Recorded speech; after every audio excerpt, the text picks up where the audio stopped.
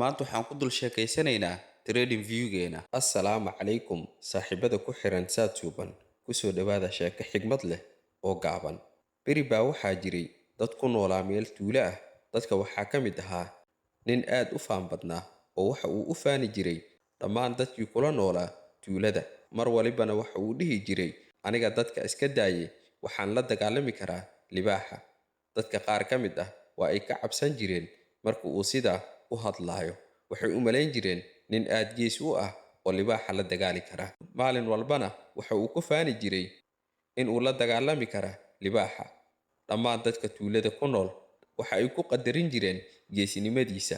Maalin maalmaha ka mid ah, asaga oo meel coos leh ku daajinaya ari uu lahaa, ayaa waxaa ku soo baxay libaax aad u weyn. Markii uu arkay libaaxii, waa uu argagaxay, waxaana uu ka baxsaday meeshii asaga oo u cararay sidii dabaysha oo kale. Libaaxiina waxa uu soo weeraray arigii uu ka cararay, waxaana u badbaadiyey arigii nin uu ugu bootoon jiray mar waliba in uu ka adag yahay oo si aad ah ugu faani jiray.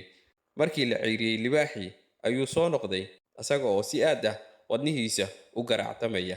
Dadkii ayaa ku yidhi, waa adigii booteen jiray oo mar walba nagu dhihi jiray dadka iska daaye waxaan la dagaalami karaa libaaxa. Haddaba markaad aragtay libaaxa, maxaad uga carartay? Ninkii ayaa ku jawaabay, ileen waxa uu ahaa qof aad u aqli badan oo dadkii kula noolaa tuulada oo dhan afkiisa ku gumaysan jiray. Markii aan hadalkaa idinku oranayay, waxaa ila joogay afkayga.